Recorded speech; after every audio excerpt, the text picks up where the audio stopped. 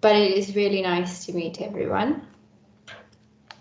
I hope that this workshop on Braun and Clarke's reflexive thematic analysis will be useful for you. So thematic analysis is a very popular method. You can see here on the screen that a database search of the word thematic analysis in abstracts yielded over 65,000 results. This is quite a high number. The same search for like grounded theory, a very established qualitative methodology, is half of that. And that is despite the fact that thematic analysis is a relatively young analytical method. So one can make the case that thematic analysis emerged organically as a kind of generic method only a few decades ago. And as I'll discuss just now, it has definitely become more established in the last decade, mainly thanks to Braun and Clarke, but it is still often only seen as a basic or simplistic method. It is often conflated with or used interchangeably with content analysis, and there are those who believe that it's not a full method that can stand on its own, but rather that it's just a tool that can be used within a broader methodology. If you've read some of Braun and Clarke's papers, you will notice that they often lament about how thematic analysis is treated or applied by researchers. Some researchers will do thematic analysis without acknowledging it. Some researchers will say they are doing thematic analysis when they really are not. And others will say that they did a thematic analysis, but they don't explain how they got to their themes. They do not describe their steps. All analytical methods, no matter how qualitative they are, always involve a step-by-step approach. All methods have structure, and if you're going to apply a particular method, it is important for you to understand how to apply it. Up until not too long ago, thematic analysis was somewhat convoluted. There were no handbooks, no rules or guidelines, and that which did exist were very vague. But despite this, thematic analysis was still used widely. And this is because it is such a useful way to analyze data. Think about it. Imagine you were given a set of movies to watch. They are all late 20th century horror movies. And if you watch a bunch of them in a row and you're asked to describe what you just saw, you will probably find it easiest or most useful way to describe that based on, what themes you noticed. And depending on how observant you are, of course, you will likely be able to point out some basic themes even already off the top of your head. To give you maybe an example, you might have noticed, say, that the evil entities in the 1980s movies tended to be monsters like aliens and wolves and evil dolls. And all these monsters tended to rip humans apart with a lot of blood and gore, relatively straightforward good versus evil stuff. But towards the 1990s, you start noticing that the evil entities are not as straightforward anymore. Fear was not driven by slimy creatures, but rather brought on by existential angst, the end of the world, the effects of greed, the fear of the other. That is the beginnings of a simple thematic analysis. So you see why thematic analysis is so possible. It is so popular. It is because it is so useful. There were many complaints, however, of a lack of rigor, and this did contribute to the bad name that thematic analysis has in certain circles. Researchers often just did what they wanted because it seems pretty straightforward to just look for themes, to read through data and go, well, this could be a theme. So the result of that, of a lack of definitive guidelines, is that the researchers all did what they wanted. Virginia Braun and Victoria Clarke did us the favor of reviewing all peer-reviewed published articles that claim to have used a thematic analysis.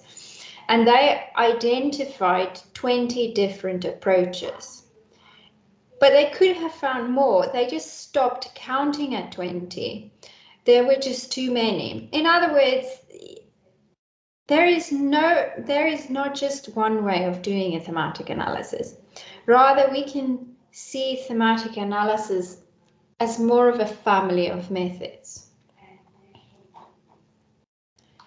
Okay, so in 2006, Braun and Clark published their now extremely popular article using thematic analysis in psychology.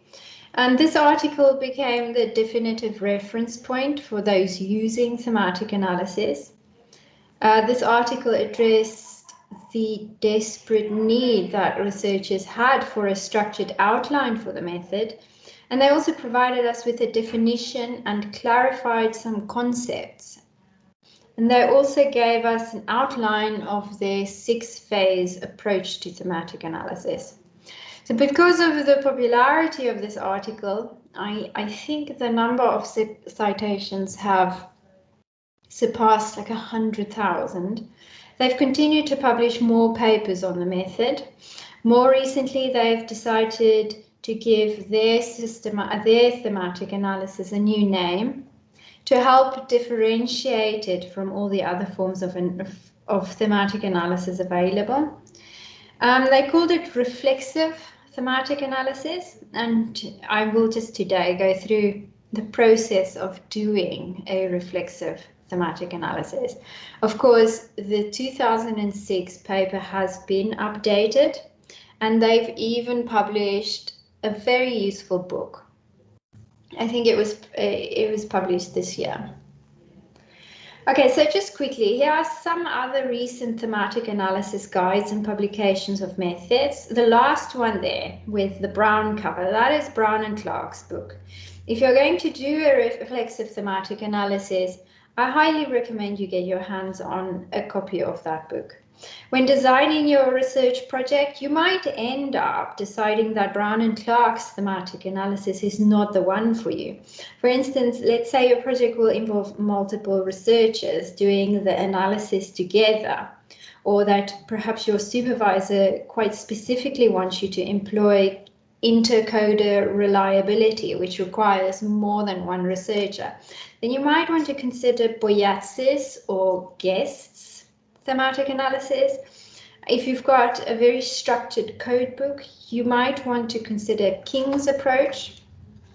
So what is specific about Braun and Clark's approach is that it is fully qualitative. It is possible to use qualitative tools within a quantitative paradigm. With a quantitative paradigm, I'm referring to the search for truth and fact. When you're researching cause and effect, you're more likely to work within a quantitative paradigm. But reflexive thematic analysis is fully settled in a qualitative paradigm. If you are working within a qualitative paradigm, you tend to not settle for the either answer. You will question the basic assumptions about how we believe, knowledge is gathered.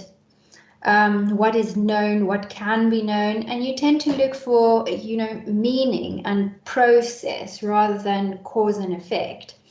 Braun and Clark actually likes to call this the qualitative sensibility.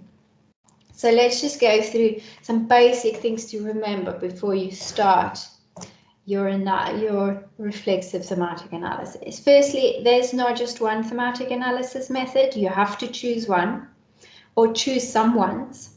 You have to describe their procedures accurately, you have to use their method accurately, and you have to cite them. You also mustn't mix different elements of the different thematic analysis methods. And concepts are important, and they vary across all of these approaches. Make sure that you understand how your chosen thematic analysis method use particular concepts, define these concepts, and how they practice these concepts. The various variations of TA often have distinctive techniques for doing it, reflecting their very different conceptual foundations, and that different thematic analyses have different end results. So finally, the answer to what makes for a good thematic analysis is that you familiarize yourself with discussions about quality and standards surrounding the method you choose. So let's go into reflexive thematic analysis. What is reflexive thematic analysis? These are some of the definitions that I've pulled out of Braun and Clarke's works.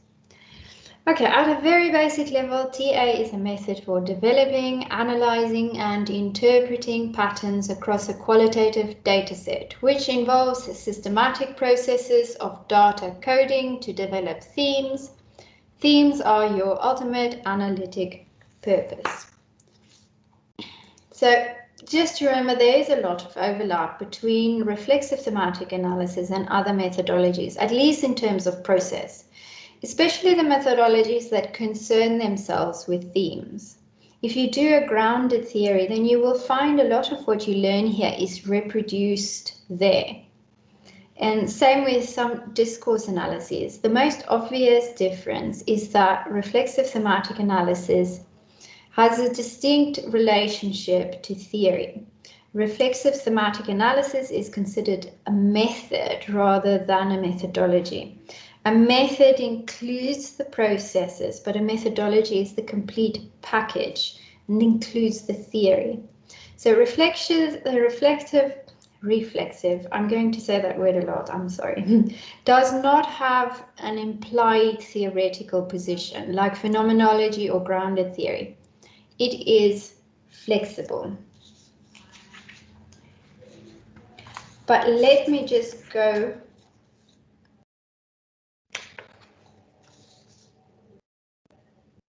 to TA as method offers you a set of tools, concepts, techniques, practices, guidelines to organize, interrogate, interpret a data set, but using these well involves thinking, making choices about other aspects of your research project and process. So, how you use reflexive thematic analysis will be reflective of your methodological choices. So simply put, if you want to use reflexive thematic analysis, you still have to pick a theory. It is not atheoretical. That would be silly because no method is atheoretical. No analytical work is done without theory. If you do not detail your theoretical framework, or you claim to not have a theoretical framework, that does not mean that you did not use one.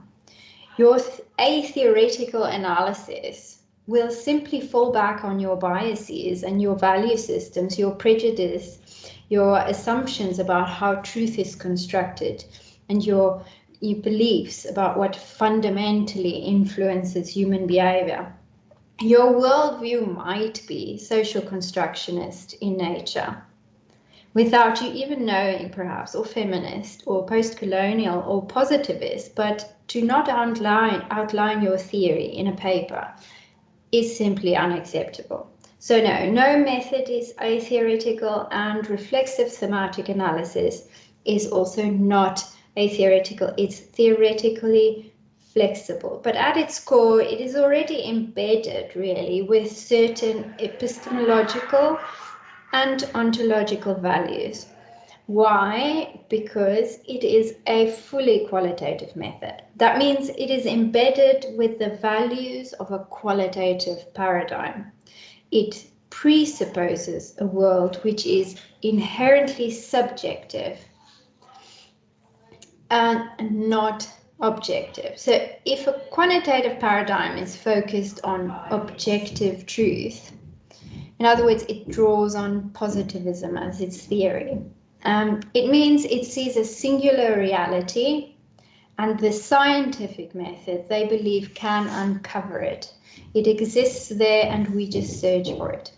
Qualitative researchers vary from post-positive ideas, so they say, yes, we can unearth this singular truth, but we must admit that, you know, there are some environmental and individual influences that affect this reality, all the way to constructionists, that, you know, there is no single reality, and on to more critical theories such as post-structuralism and postmodernism. So Braun and Clark chose to call their thematic analysis reflexive thematic analysis because it is really their way of reiterating the fact that their thematic analysis is fully qualitative. And reflexivity, which is simply, you know, the process and practice of a researcher critically reflecting on how their, you know, disciplinary, theoretical and personal assumptions and the design choices, etc., delimit, you know, the knowledge that they produce. Reflexivity is part of what we can call generally the quality control mechanisms of fully qualitative research. Fully qualitative research has also been called big Q as opposed to small q. Q for qualitative, small q for quantitative, which refers to, you know, when you use qualitative approaches with within a quantitative paradigm. In other words, that you are using positivist theory or a more qualitative paradigm. So when you use small q approaches, you tend to draw on more quantitative ways of ensuring that your research is high quality or is done well. Small q quality controls tend to focus on the need to be able to reproduce something and end up with, you know, the same results. In the hard sciences, they run experiments twice. And results are only valid until they can be reproduced. So in big Q, we disagree, if I may say, epistemologically with the possibility of even validating a human experience in such a way. If there are multiple truths, then it is unlikely that you will be able to reproduce a study and find the exact same results. You can't ask a qualitative question to two different people and expect to receive the same answer. So because of this, big Q research has a different set of quality control measures, and reflexivity is one of those. A qualitative sensibility understands that everything is subjective. Even us, researchers, make subjective decisions. So in order to avoid our biases to have a negative effect on the quality of our research results, what we do is we reflect. So if you plan on doing qualitative research, I recommend that you familiarize yourself with the process of reflection, which really goes far beyond just a requirement in reflexive thematic analysis. I've written down here 2 really nice articles for you to look at in your own time. I guess we could just quickly overview what it is that we need to reflect on. We need to reflect on our role and our position as a researcher. We need to reflect on our research practice, and we need to reflect on our research process. And the best way to really approach the process of reflexivity is by keeping a research journal. In your research journal, you can note down all the issues you encounter during the entire process, including while you are making your research design decisions. Thinking through which theory is best, whether that theory is going to enable a good analysis or whether it might possibly, you know, limit you. Reflect on why you chose, say, a reflexive thematic analysis. Reflect on what a qualitative sensibility means in the context of your topic. Think through epistemology and ontology. And when it comes to your data collection techniques and sampling, think of your role as a researcher. Who you are, who are you researching? Think of the racial and gender dynamics. Think through your privilege. If you do this, then by the time you get to your actual analysis, when you are building your themes, you'll be so used to, critically thinking that it will be second nature to you. So you'll be doing some personal reflexivity, you'll be doing disciplinary reflexivity, asking questions about how your discipline, i.e. psychology, treats this topic that you have chosen. What is out there already, what has been done, and how has it been done. And you'll also be doing reflexivity around your topic of research. For instance, my area of research here, sexualities and reproduction, it often elicits quite intense debates. There are many ideas around sex, gender, abortion, etc. And our students don't always arrive here with fully formed progressive insight on these topics.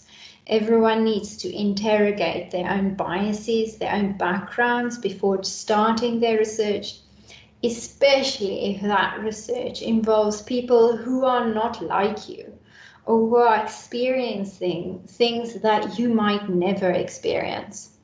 Reflexivity at least allows you to do justice to an analysis of experiences that are completely foreign to you. Okay, so let's talk about the 6 phases of reflexive thematic analysis. Phase 1 is simple, familiarizing yourself with your data, reading through it multiple times. If you have to transcribe or translate your data, this is a very useful aspect of this phase. Phase 2 is coding. I'm sure most of you have done some form of coding before. There are many ways of approaching the coding process, but ultimately it involves breaking down your data into manageable units. And it is also the start of your analytic process because it does give you some insight into what is of analytic interest. The coding must always be rigorous and systematic. You will systematically identify the repetitions, the patterns in your data.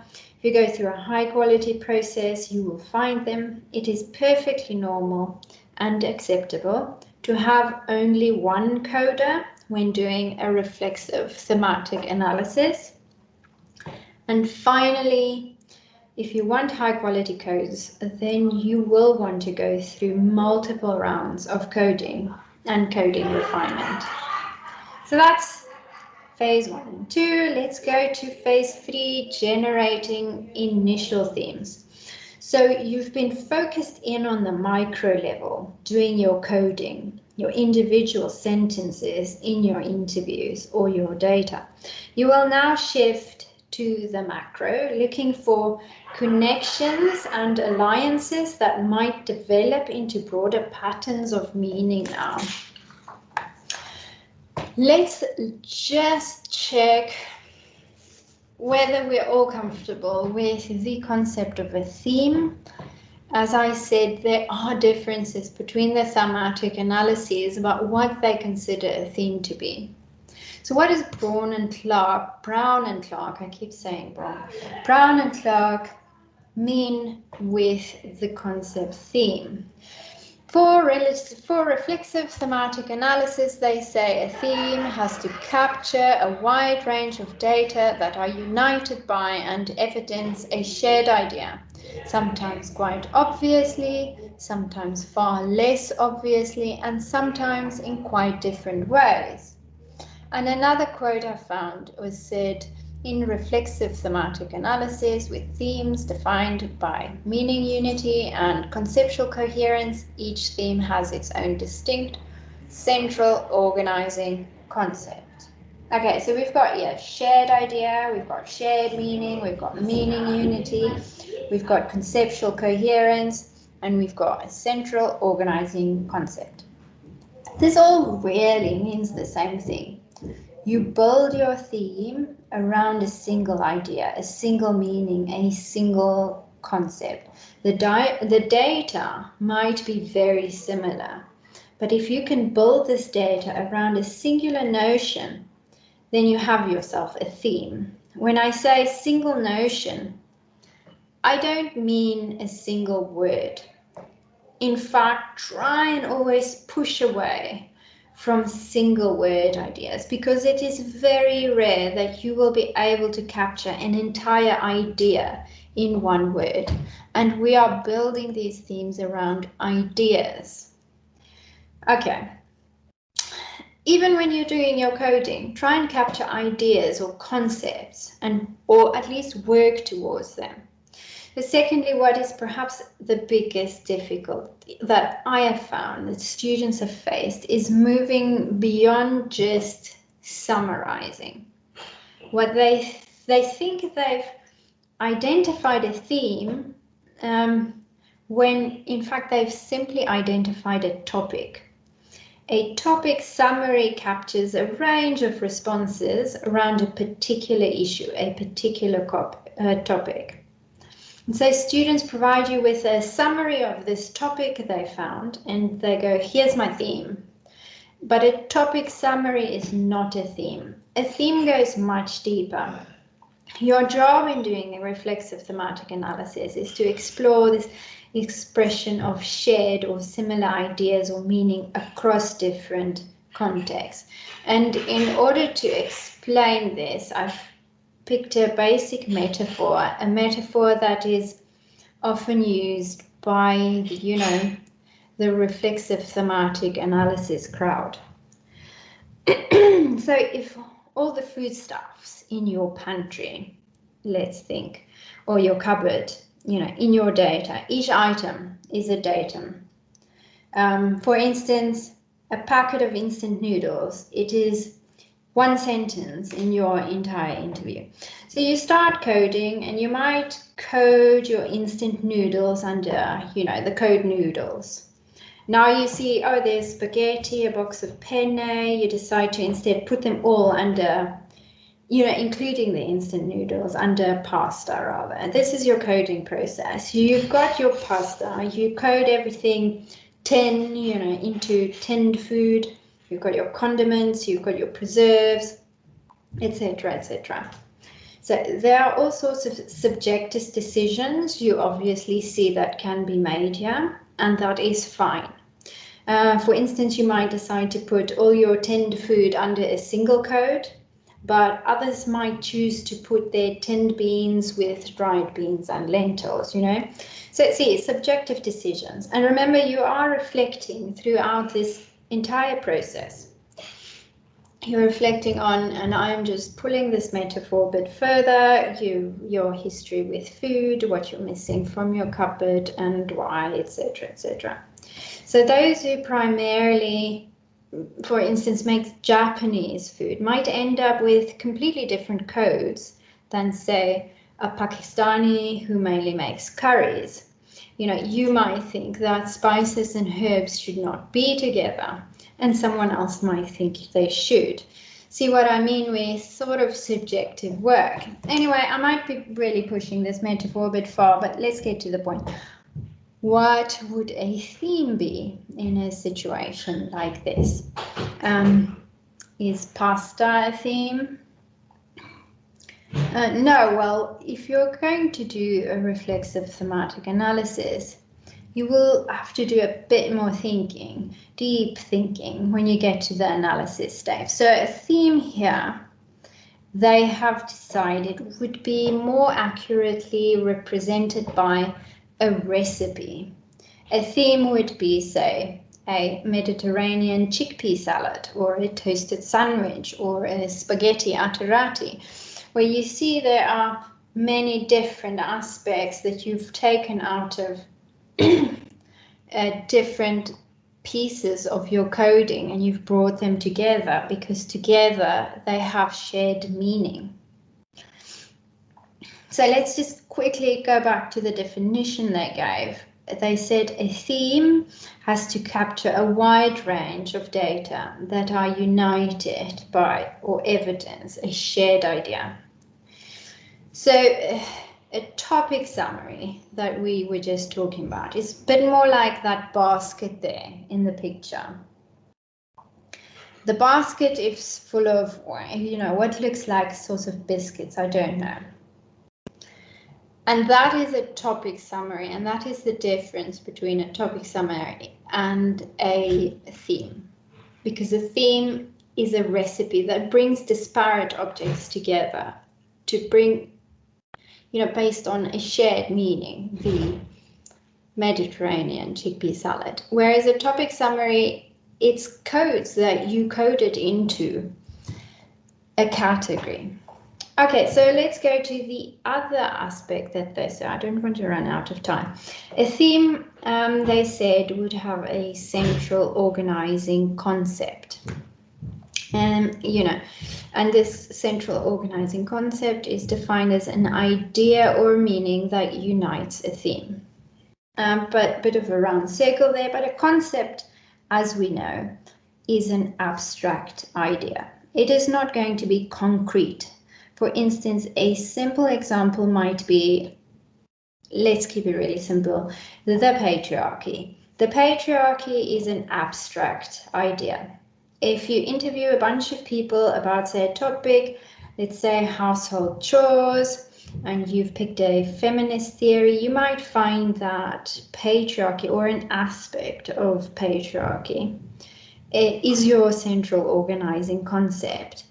Your concept, your non-concrete aspect of your analysis. All of these disparate sentences, like your codes, right? Like, for instance, this guy said, I would clean up, but, my wife is so much better at it.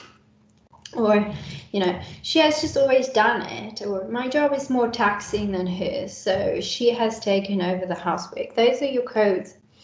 And your central organizing concept from various different interviews would be brought together. And these sentences, these datums, you will bring together around this central organizing concept. Okay, sometimes it's obvious, sometimes it is less obvious, but there must be some meaning unity. Okay, a good question to always ask yourself in this stage, I think we're in phase 3, right? Is what is here below the surface of meaning? What is going on here that is possibly not that obvious? You have to dig for it. Sometimes it's obvious. The themes are, however, likely to be more latent than, descriptive. There is a way that Braun and Clark would like you to think about the term theme. They reiterate that themes do not emerge. And why is this? Because you are actively, as the researcher, constructing these themes yourself. Okay, you don't find them. You don't search for them. They are not already there waiting for you in the data. You are not uncovering them like an archaeologist would uncover a hidden treasure. Theme development is not a passive or extractive process. So when you write technically about the process of analysis, try and use words like, generating or exploring or developing themes. Okay.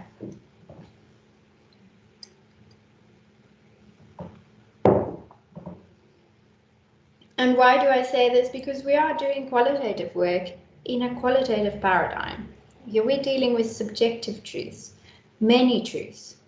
You are creating these themes from your data. There is not a singular truth, as positivists would claim, that can be found, that can be excavated, if you just know, where to look. Instead, they suggest more of an approach of, where will this journey take me, rather than how do I get to my end point. So the 6 phases provided by Braun and Clark are please remember it's guidelines, not rules. And while I am providing this for you as if it is some kind of linear process, it is not completely linear. You will be moving back and forth a lot. So let's talk a bit more about this phase, phase 3. In this phase, concretely, you'll start to analyze your codes. You'll consider how different codes may combine to form an overarching theme. You can do this any way you like. You can write out your codes and subcodes on post-its and print them out. You can print out exemplary quotes you've found in your data. You're going to think about the relationship between your codes, between themes, between different levels of themes. And codes might end up being turned into themes. You might cluster some of your codes to create a theme. You don't look for themes in a single datum. Remember that. If you've got 10 interviews, you'll be looking across all 10 for your themes. You won't find a theme in one interview only. And you won't focus just on one interview if you've got 10. So you'll be looking at your codes, moving them around, asking yourself, what broad idea am I seeing here? What is nice is to make a mind map. I've got one here that I just threw together. Remember, you might do your coding in a software program. That's fine. I love NVivo, but you won't do your thematic analysis in one. Here are some questions, though, that you can ask yourself in this phase that can help guide you. So does this theme that you've created here capture something meaningful? Is it coherent? Does it have a central idea that meshes the data and the codes together? And does it have clear boundaries? We'll get to that last point now. Let's look at phase 4. So this phase involves taking that set of candidate themes and refining them. Some you will discard, some you will combine or collapse into each other, or they might be split. You can create a new mind map for each theme. At this level, you will consider the validity of your individual themes that you've created in relation to the data set, but also whether your themes kind of accurately reflect the meanings evident in the data set as a whole. You want to enrich your themes in this phase. Your aim is to develop a really rich, nuanced analysis that addresses your research question. Individual events might be interesting, but the point here is to discuss the pattern meaning in your data. You want to consider all your codes and explore whether there are any broad ideas that a number of different codes can be clustered around. What you want is conceptual depth, and it's in this phase 4 that I recommend you do this. You will be assessing each theme on their own merit, and you must remember that good themes can always stand alone. They're strong in the way that they are distinctive. So here are some questions that can be asked in this phase 4, refining of your themes. Can I identify boundaries of this theme? In other words, can this theme stand alone, or does it just leak into the others or depend on other themes to be able to really truly make its own point? Are there enough meaningful data to evidence this theme? Are the data contained within each theme too diverse or maybe wide-ranging? And does this theme convey something important? Now, phase 5 is refining, defining, and naming your themes. And I've found that, oddly enough, this is the phase that students usually skip. And I think it's because they are so tired of it, and they're in the process, because this is not a linear process, had written up a lot already and don't want to keep refining or rename or defining. So yes, this phase involves, just a little bit more development around your themes, making them more precise. you will also find that you might be writing up as you're also refining, defining, and naming your themes. But in this phase, it is recommended that you actually plan your writing up. You're going to figure out the structure, the flow of your analysis, of your paper or your thesis, and you'll be mapping the way you will report your outcomes of your analysis. You can write a theme definition, which is essentially an abstract for your theme. An abstract, obviously, as we probably know by now, includes, outlining the scope, the boundaries, and the core concept of the theme. So finally, you will name your theme. So good theme names are informative, concise, and catchy. You can pull out a short phrase out of your data if it really sums up your theme. Or you can use a phrase from your data as a heading and a subheading, and I'm sure a lot of you have seen papers that do that already. I, again, try and avoid one-word themes. A single word might be able to capture a topic, but not a theme and all the patterning in it. It's just too small. And like I said, you can, apart from using quotations from your data, you can even use pop culture references, etc., etc. So I am on time. The final phase is quite simply to write up your analysis. And that is quite simple. I think that is something we've all learned so far. Reflexive thematic analysis it's a very useful method. It really does provide you with some, theoretical flexibility that you might not necessarily find anywhere else. And thanks to Braun and Clark, I guess, we really have structure and guidelines now. So we have things to draw on. And on that, I want to say thank you. I guess there are some time for questions. I'm not sure, Fatima. So, Dr. Ulandi, thank you so much for a really beautiful, informative, well-articulated presentation. I've come across thematic analysis many times, and I must say that this presentation has been really useful. So thank you for that. We do have time. Anybody that is attending today, if you would like to put your questions in the chat box. Alternatively, you can switch on your microphone and ask the question. If you want to raise your hand so that we can acknowledge you and then you ask the question, you can do so, but this platform is not that formal. So anybody who want to ask any questions?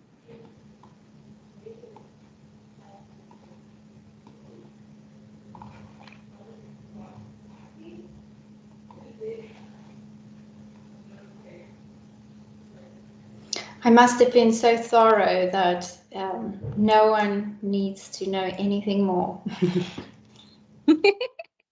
Well, I was chatting to a colleague of mine yesterday, and we were talking about whether or not when you do thematic analysis, it should be inductive or deductive. So if you could maybe give some clarity, what is Braun and Clark's position on whether you should do your analysis deductively using your research questions and aims, or whether you should do it more inductively? They suggest either. You're open to that, which is one of the positivities, I guess, of a reflexive thematic analysis, because you can make all these kinds of methodological choices. You can come with something more clustered already, something you already know you're going to look at, but you will always remember that a theme could be, you could be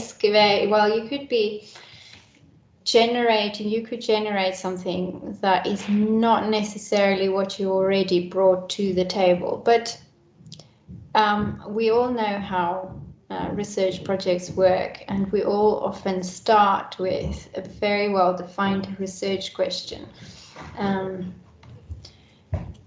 So you can choose either, at least according to them. Okay, that's quite interesting. Any other comments or questions? I didn't notice any questions prior to your ending of the presentation, but I do see there's some comments in the chat box. Thank you, Colleen. Well, we're lovely to have you back. She says incredibly informative. Thank you for the critical presentation. Van der Walt is saying, I'm attending a workshop. Please make the recording available. The recording will be made available on the DRM CISA YouTube channel. So that is where it will be. You can also join CISA DRM on Facebook. Facebook CISA DSY SSA DRM on Facebook. So on both platforms, you can not only access this amazing presentation, but all the other presentations that we've been doing over the past 2 years. Then we have Mrs. Coco. She mentioned that one word cannot be a theme. Can you please clarify and explain a bit more why it is that one name cannot represent a theme? Yes. It is a recommendation. It's not a set rule. I don't think there are set rules in reflexive thematic analysis.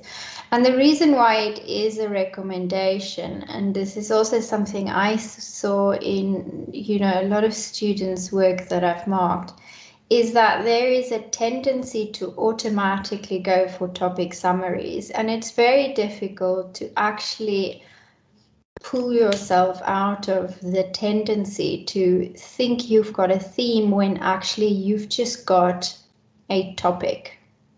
And a topic is what you can give one word for. So when you have done your thematic analysis and you notice that, well, my theme has one word, it can be, then it's then when you probably can ask yourself, is this really a theme? Because a theme is it needs to have that deeper idea, that meaning there. And if you think about it, unless I used a kind of a bad example when I used the patriarchy, but we understand the patriarchy, we've turned it into a single word that means a lot, but that is not necessarily what you're going to find in your data. And if you are able to explain your theme in just one word, and you are absolutely sure that that is a theme and it really has that depth and meaning, then go for one word. There's no rules, like I said, but it is usually an indicator that you don't have a theme, that it's not a theme, or it is an underdeveloped theme. I don't know, is that a good enough answer? Did that answer your question? Mrs. Coco, would you like to respond? Okay, we have a thumbs up. Then Colleen is saying, I'm grateful for the thorough presentation, practical examples, and embedded everything within your epistemological stance. So that's a good comment. Then Rutendo Bako is saying, may you kindly go back to the slide before phase 5, redefining, defining, naming themes. I missed a few points there. I would just like to take a picture. This one. Not that one. The one with the read, that one. Is it that? But that only has the names he has. Rutendo, is that the one that you wanted? Rutendo. It was before the slide with phase 5. It was just when she was saying, yes, that one, phase 4. Yeah, some of the questions that can guide your your face. Okay, I think it's, sorry, just go to the one previous, the one before this one. Yes, this one. Oh, it's just Perfect. sort of an image, really. I had a broader example in which I showed how I worked in the codes. I worked this specific project, how I worked out the codes and how I pulled out a theme, and this was the theme I pulled out. So it was just like an image showing that, you know, the next step is to now pull them out of your large data and try and view them and see whether they are coherent, think through them, etc. So I don't know if this image is going to help you much. I think what Dr. Ulandi is trying to say, or what I'm thinking you meaning, is that this is when she was doing the analysis of the project that she was presenting in the previous slide, this is what she had found for her particular study. So it's a process of a demonstration of the process that she was busy with. It's the same as this picture. For just examples of how kind of she broke it down. So I just needed to remember how exactly she did it, but I completely understood everything that she was saying. Okay, great stuff. Then we have a question about data saturation. Braun and Clark have commented that it is not a thing. So how does one determine sample size? Yeah, so I did speak about what they called the small q and big Q, and their method falls under big Q. And it is more of a tendency to be preoccupied with something more quantitative in nature, such as, you know, conversations about data saturation, the kind of questions that, you know, statisticians tend to ask.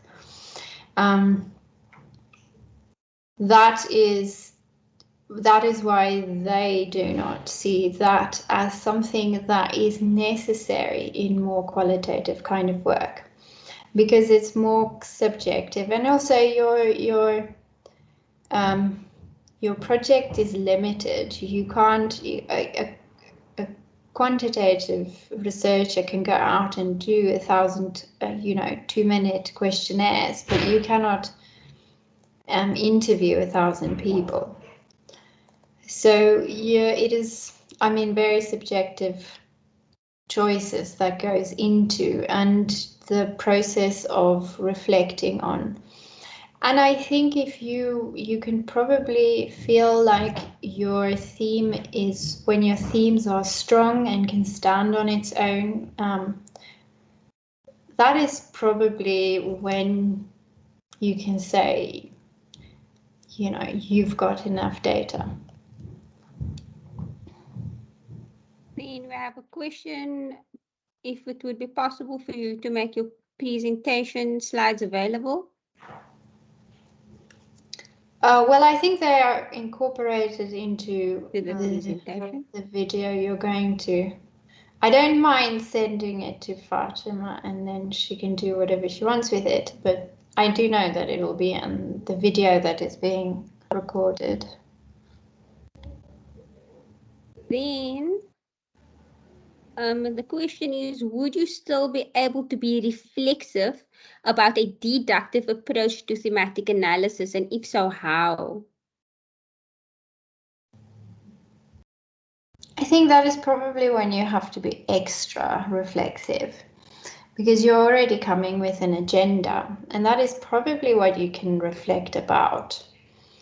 In fact, probably the more interesting you can reflect about, because one of the questions you ask yourself when you reflect in your reflection is what is left out by the questions you're asking the participants, or if you're collecting data in another means, what are you leaving out, and how is that going to just generally influence what you have, the data you have to analyze to begin with. So yeah, it has an impact. Obviously, it's always lovely to be able to say, well, I'm going to just do interviews and, treat this with an open mind, see what but we do know that the reality of research projects is that is not how it works at all.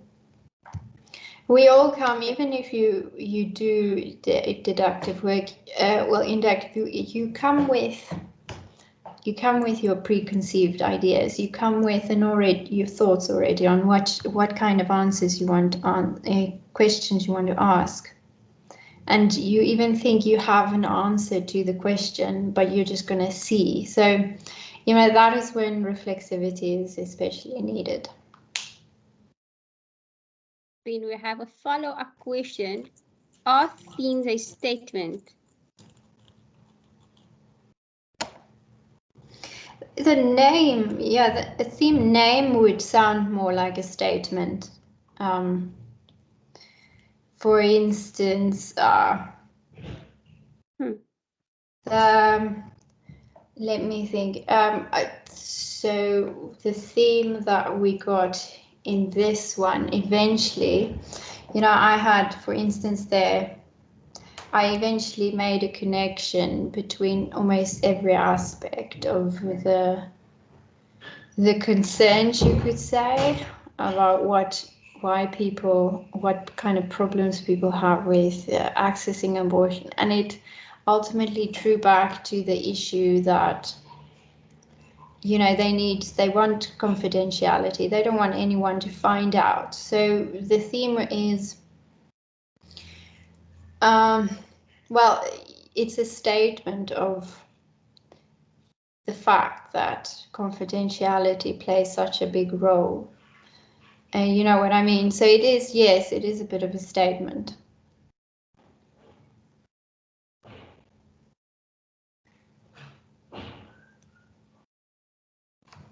Anything else?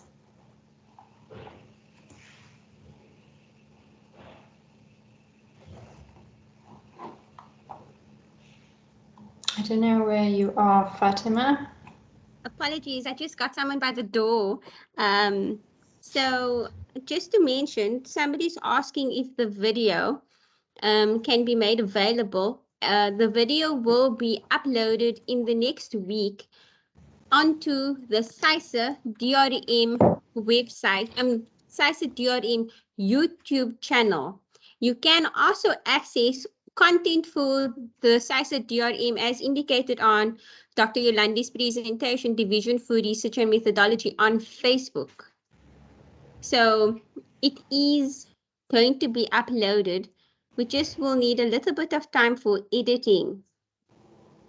Then there's a comment. Thank you very much for the presentation. It was helpful.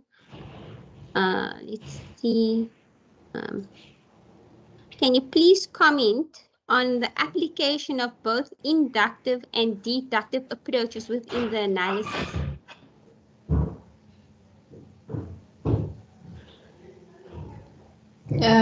In what respect? Okay, so Sarah, if it's possible that you could please elaborate on your question.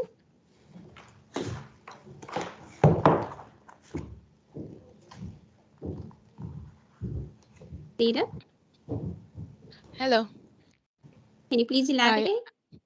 I have read whereby you can apply both the inductive and deductive approach within the same study.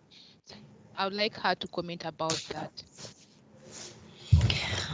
Well, in all honesty, the vast majority of the projects I've worked on has been sort of a mixture of inductive and deductive, because you come with a set of questions, you might come with a set of codes, but you are open to anything new you see.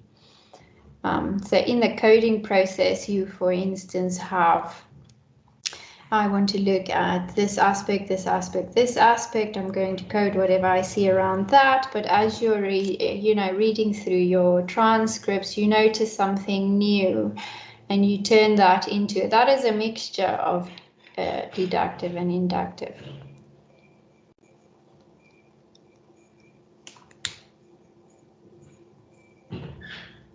Okay, so it's 3 minutes past 1.